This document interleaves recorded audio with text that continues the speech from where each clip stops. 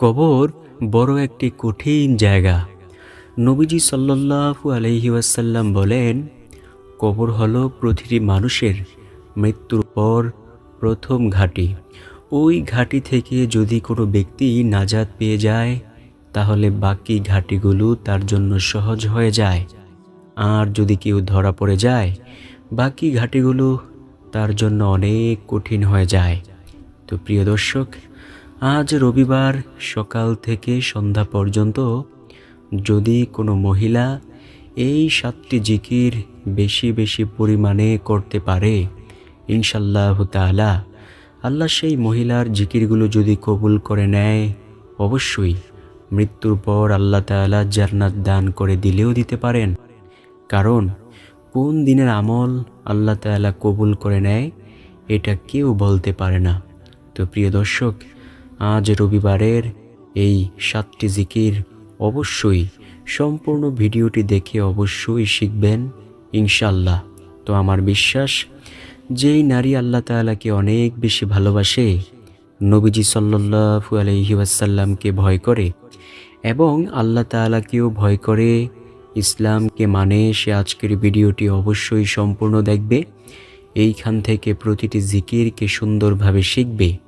পরবর্তীতে নিয়মিত এই জিকিরগুলো অবশ্যই সে করবে ইনশাল্লাহ। তো চলুন প্রিয় নারীর দল, একে একে প্রত্যেকটি জিকিরের সাথে আপনাদেরকে পরিচয় করিয়ে দেই। 1 নম্বরে যেই জিকিরের কথা বলবো, সেই জিকিরটি হলো লা ইলাহা ইল্লাল্লাহ বলা। নবী মুসা আলাইহিস সালাম একদিন আল্লাহ তাআলাকে বলতেছেন, আল্লাহ, আপনি আমাকে এমন একটি কালিমা অথবা বাক্য শিক্ষা দেন, আমি যেন সেই বাক্য দিয়ে আপনাকে ডাকতে পারি, আর ওই বাক্যটি যেন অনেক বেশি দামি হয়। আল্লাহ তাআলা বলেন, ও নবী মুসা, তুমি শোনো, তোমাকে আমি একটি বাক্যের কথা বলতেছি, তুমি বলো লা ইলাহা ইল্লাল্লাহ। নবী মুসা আলাইহিস সালাম আল্লাহ তাআলাকে বললেন, আল্লাহ, আমি চাইলাম আপনার নিকট দামি একটি বাক্য, আর আপনি আমাকে এমন ছোট্ট একটি বাক্যের কথা বললেন। আল্লাহ তাআলা বলেন, ও নবী মুসা, তুমি এই বাক্যটাকে ছোট মনে করিও না। এই বাক্যের ওজন এত বেশি যে সমগ্র সৃষ্টিকুলকে যদি তুমি এক পালায় রেখে এই বাক্যটাকে আরেক পালায় রেখে ওজন দিয়ে দাও, তারপরেও এই বাক্যের ওজনের সমতুল্য হবে না। সুবহানাল্লাহ, আল্লাহু আকবার। আপনার আমার নবীজি সাল্লাল্লাহু আলাইহি ওয়াসাল্লাম বলেন, যার জীবনের শেষ কথা হবে লা ইলাহা ইল্লাল্লাহ, সে অবশ্যই জান্নাতি হবে। আল্লাহু আকবার। নবীজি সাল্লাল্লাহু আলাইহি ওয়াসাল্লাম আরও বলেন, হাশরের ময়দানে আল্লাহ তাআলা নবীকে ডেকে ডেকে বলবেন, ও আমার বন্ধু মুহাম্মদ সাল্লাল্লাহু আলাইহি ওয়াসাল্লাম, আপনি আপনার ওই সমস্ত উম্মতদেরকে লইয়া জান্নাতে প্রবেশ করুন, যে তার জীবদ্দশায় বলেছে লা ইলাহা ইল্লাল্লাহ এবং এর উপর ঈমান এনেছে। সুবহানাল্লাহ, আল্লাহু আকবার। প্রিয় দর্শক, বেশি বেশি পরিমাণে পাঠ করার চেষ্টা করব লা ইলাহা ইল্লাল্লাহ। 2 নম্বর যেই জিকিরের কথা বলবো, সেই জিকিরটি অনেক বেশি দামি। নবীজি সাল্লাল্লাহু আলাইহি ওয়াসাল্লাম বলেন, তোমরা বলো লা হাওলা ওয়ালা কুওয়াতা ইল্লা বিল্লাহ। নবীজি সাল্লাল্লাহু আলাইহি ওয়াসাল্লামের সামনে কয়েকজন সাহাবী বসা। নবীজি সাল্লাল্লাহু আলাইহি ওয়াসাল্লাম ওই সাহাবীদেরকে বললেন, ও আমার সাহাবীরা, আমি কি তোমাদেরকে এমন একটি আমলের সাথে পরিচয় করিয়ে দেব না, যেই আমল যদি তোমরা করতে পারো, তাহলে তোমরা জান্নাতের গুপ্তধনের সন্ধান পেয়ে যাইবা। সাহাবীরা তো ছিল আমলের জন্য অনেক বেশি পাগল। সাহাবায়ে কেরাম রাদিয়াল্লাহু তাআলা আলাইহিম আজমাইন বলল, ইয়া রাসূলুল্লাহ সাল্লাল্লাহু আলাইহি ওয়াসাল্লাম, বলুন কোন সেই আমল? নবীজি সাল্লাল্লাহু আলাইহি ওয়াসাল্লাম বলেন, যদি কোনো ব্যক্তি লা হাওলা ওয়ালা কুওয়াতা ইল্লা বিল্লাহ পাঠ করে, তাহলে সে জান্নাতের গুপ্তধনের সন্ধান পেয়ে যাইবে। সাহাবে কেরাম সব সময় পাঠ করতেন লা হাওলা ওয়ালা কুওয়াতা ইল্লা বিল্লাহ। এছাড়াও যদি কোনো ব্যক্তি এই বাক্য বেশি বেশি পরিমাণে পাঠ করতে পারে, আল্লাহ তাআলা সর্বপ্রকার বালা মুসিবত বিপদ আপদ থেকে অবশ্যই তাকে হেফাজত করবেন ইনশাল্লাহ। প্রিয় দর্শক, বিপদ দিয়ে থাকেন আল্লাহ তাআলা, আবার সেই বিপদ থেকে আল্লাহ তাআলাই উদ্ধার করেন। যদি আমরা বেশি বেশি পরিমাণে লা হাওলা ওয়ালা কুওয়াতা ইল্লা বিল্লাহ পাঠ করতে পারি, আল্লাহ আমাদেরকে অবশ্যই বিপদ থেকে রক্ষা করবেন ইনশাল্লাহ। কারণ যখন কোনো মানুষ বিপদে পড়ে যায়, তখন আল্লাহ ছাড়া তার প্রতি কেউই সহায় থাকে না। দুনিয়ার মানুষগুলো অন্যদিকে তাকিয়ে চলে যায়, আর শুধুমাত্র একজন, যিনি আল্লাহ তাআলা, তিনি আমাদেরকে সেই বিপদ থেকে রক্ষা করেন। তাই তো প্রিয় দর্শক, নবীজি সাল্লাল্লাহু আলাইহি ওয়াসাল্লাম বলেছেন, যদি তোমরা লা হাওলা ওয়ালা কুওয়াতা ইল্লা বিল্লাহ পাঠ করতে পারো, আল্লাহ তোমাদেরকে অবশ্যই সেই বিপদ থেকে রক্ষা করবেন ইনশাল্লাহ। ইনশাল্লাহ। 3 নম্বর যে জিকিরের কথা বলবো, সেই জিকিরটিও দামি একটি জিকির। নবীজি সাল্লাল্লাহু আলাইহি ওয়াসাল্লাম বলেন, তোমরা বেশি বেশি পরিমাণে বলিও আস্তাগফিরুল্লাহ। নবীজি সাল্লাল্লাহু আলাইহি ওয়াসাল্লাম প্রত্যেক ফরজ নামাজের সালাম ফিরানোর পর 3 বার আস্তাগফিরুল্লাহ বলতেন। প্রিয় দর্শক, আমরাও প্রত্যেক ফরজ নামাজের সালাম ফিরিয়ে 3 বার আস্তাগফিরুল্লাহ বলবো। এই আস্তাগফিরুল্লাহ একটি ইস্তেগফার। নবীজি সাল্লাল্লাহু আলাইহি ওয়াসাল্লাম বলেন, যে ব্যক্তি বেশি বেশি পরিমাণে ইস্তেগফারের আমল করে, আল্লাহ তার সব বিপদ আপদ বালা মুসিবত দূর করে দেয়, গায়বী খাজানা থেকে তার রিজিকের ব্যবস্থা করে দেয়, তার গুনাহগুলো আল্লাহ তাআলা ক্ষমা করতে থাকেন। প্রিয় দর্শক, জীবনের প্রতিটি সেকেন্ডে সেকেন্ডে গুনাহের কাজ আমরা করেই চলছি। এখনো পর্যন্ত আল্লাহ তাআলা আমাদেরকে ভালো রেখেছেন, সুস্থ রেখেছেন, এই জন্য আমরা বলি আলহামদুলিল্লাহ। আল্লাহ যদি ইচ্ছে করতেন আমাদেরকে একেবারে ধ্বংস করে দিতে পারতেন, কিন্তু আল্লাহ তাআলা মায়া করে ভালোবেসে আমাদেরকে সুস্থ রেখেছেন, তাই বলি আলহামদুলিল্লাহ। নবীজি সাল্লাল্লাহু আলাইহি ওয়াসাল্লাম বলেন, পূর্ববর্তী জামানায় বহু বড় বড় পাপীকে আল্লাহ তাআলা ক্ষমা করেছেন।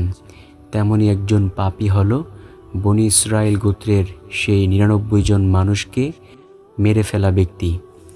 হযরত আবু সাঈদ খুদরি রাদিয়াল্লাহু তাআলা আনহু থেকে হাদিসটি বর্ণিত হয়েছে। তিনি বলেন, আমি নবীজি সাল্লাল্লাহু আলাইহি ওয়াসাল্লামের পবিত্র জবান মোবারক থেকে শুনেছি। তিনি বলেন, বনি ইসরাইল গোত্রের মধ্যে একজন ব্যক্তি 99 জন মানুষকে মেরে ফেলার পর তার মনের মধ্যে ভয় আসলো। সে মনে মনে ভাবতে লাগলো, হায়রে, এই জীবনে কত মানুষকে আমি নিজ হাতে হত্যা করলাম। আমি যদি এই গুনাহ লইয়া কবরে যাই, আমার কি কোনো উপায় হবে? ওই ব্যক্তি তখন মনে মনে নিয়ত করল যে সে ভালো হয়ে যাবে। সমাজের মানুষ বলল, ও যুবক, ওই খ্রিস্টান পাদ্রীর নিকট যাও, সেইখানে গিয়ে তুমি তাওবার মতো তাওবা করো। ওই যুবক খ্রিস্টান পাদ্রীর নিকট যাওয়ার পর যখন সে খ্রিস্টান পাদ্রীর নিকট গেল, সে যাইয়া বলল, ইতিপূর্বে আমি 99 জন মানুষকে মেরেছি, আমাকে কি আল্লাহ তাআলা ক্ষমা করবেন? তখন ওই খ্রিস্টান পাদ্রী বলল, তুমি তো অনেক বড় পাপী, তুমি আমার সামনে থেকে দূর হয়ে যাও, তোমাকে আল্লাহ তাআলা ক্ষমা করবেন না। ওই ব্যক্তি বলল, যদি আল্লাহ তাআলা আমাকে ক্ষমা নাই করেন, তাহলে আপনাকে রেখেও কোনো লাভ নেই, আমি আপনাকেও শেষ করে ফেলব। ওই যুবক তখন ওই খ্রিস্টান পাদ্রীকেও মেরে ফেলল। এখন তার মারার পরিমাণ হলো 100 জন। কিছুদিন পর আবার তার মনের মধ্যে একটু ভয় আসলো, হায়রে, 99 জন মানুষকে হত্যা করার পর মনে মনে ভাবেছিলাম যে আর একজন মানুষকেও মারব না, কিন্তু ভুল করে আবার একজন মানুষকে মেরে ফেললাম। আহা, এই জীবন রেখে আর কি লাভ? না, আমাকে ভালোভাবে তাওবা করতেই হবে।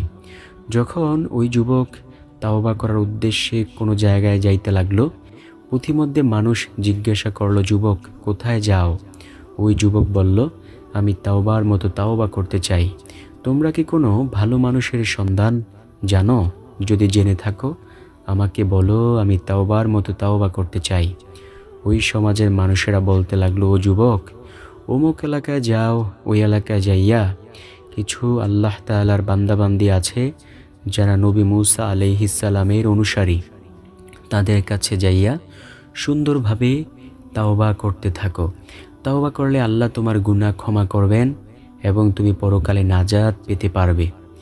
ওই যুবক যখন তাওবা করার উদ্দেশ্যে বাড়ি থেকে বের হলো, পথিমধ্যে যাওয়ার পর আল্লাহ তাআলা আজরাইল আলাইহিসসালামকে হুকুম করলেন, ও আজরাইল, আমার বান্দার রূহটাকে কবজ করে নিয়ে আসো।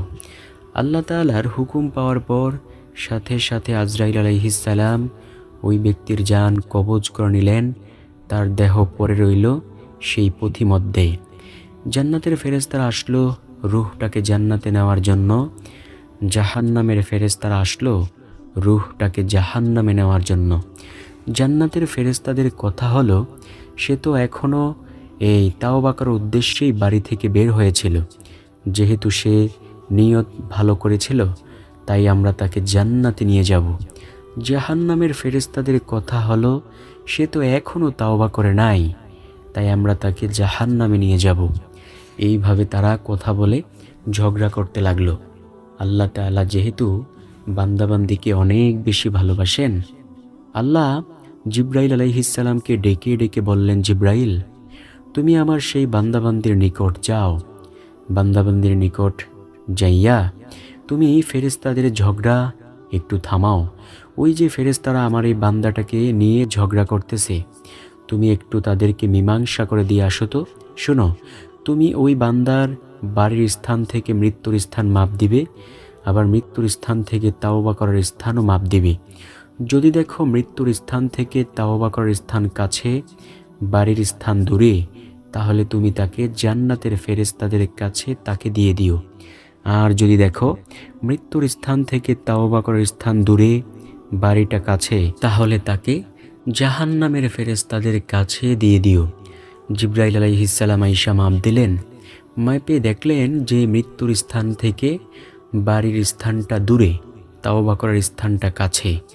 জিব্রাইল তখন ওই বান্দার রূহটাকে জান্নাতের ফেরেশতাদের কাছে দিয়ে দিলেন। সুবহানাল্লাহ, আল্লাহু আকবার।